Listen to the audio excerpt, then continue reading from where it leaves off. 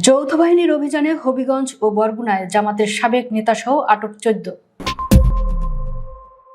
হবিগঞ্জের আজমিরীগঞ্জ ও বরগুনার পাথরঘাটায় পৃথক বিশেষ অভিযানে জামাতের সাবেক ও বর্তমান নেতাসহ মোট 14 জনকে আটক করেছে যৌথ বাহিনী ও আইন শৃঙ্খলা রক্ষাকারী বাহিনী।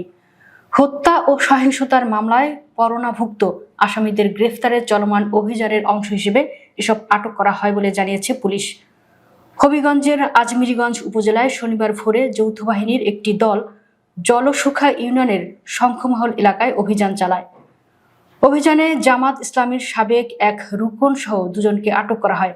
আটকরা হলেন জলসুখা গ্রামের মোহাম্মদ আওলাদ হোসেনের ছেলে জামাত ইসলামের সাবেক রুকন রেজাউল করিম এবং একই এলাকার কামরুল মিয়ার ছেলে সাইদুর মিয়া। পুলিশ সূত্রে জানা যায়, আটক রেজাউল করিম ও সাইদুর মিয়া একটি হত্যা মামলার পরোয়ানাভুক্ত পলাতক আসামি ছিলেন। দীর্ঘদিন ধরে তারা আত্মগোপনে ছিলেন বলেও জানিয়েছে পুলিশ।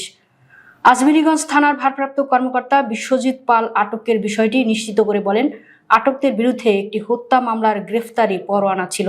আইনগত প্রক্রিয়া শেষে তাদের আদালতে পাঠানো হবে। এ বিষয়ে আজমিরীগঞ্জ উপজেলা জামাতের আমির নাসির উদ্দিনের সঙ্গে মুঠোফোনে যোগাযোগ করা হলে তিনি জানান, ডাক্তার রেজাউল করিম একসময় দলের রুকন সদস্য ছিলেন। তবে বিগত উপজেলা নির্বাচন দলীয় সিদ্ধান্তের বাইরে গিয়ে নির্বাচন করায় তাকে বহিষ্কার করা হয়।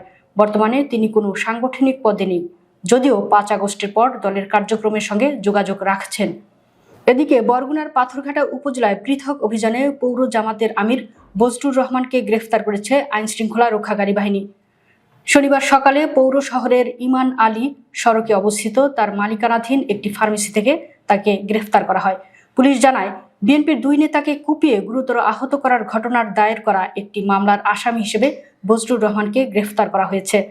পাথরঘাটা সার্কেলের অতিরিক্ত পুলিশ সুপার শাহেদ আহমেদ চৌধুরী বলেন, নির্বাচনকে কেন্দ্র করে এলাকায় একাধিকবার সংঘর্ষ হয়েছে। এসব ঘটনায় একাধিক মামলা হয়েছে। আইন শৃঙ্খলা পরিস্থিতির অবনতি হওয়ায় পুলিশ সুপারের নির্দেশে বিশেষ অভিযান পরিচালনা করা হচ্ছে। তিনি আরো বলেন, অভিযানে কয়েকজনকে আটক করা হয়েছে। যাচাই বাছাই শেষে তাদের বিরুদ্ধে আইনগত ব্যবস্থা নেওয়া হবে। অতিরিক্ত পুলিশ সুপার বজলুর রহমানকে গ্রেফতারের বিষয়টি নিশ্চিত করে বলেন, মামলার আসামি হওয়ায় তাকে গ্রেফতার করা হয়েছে।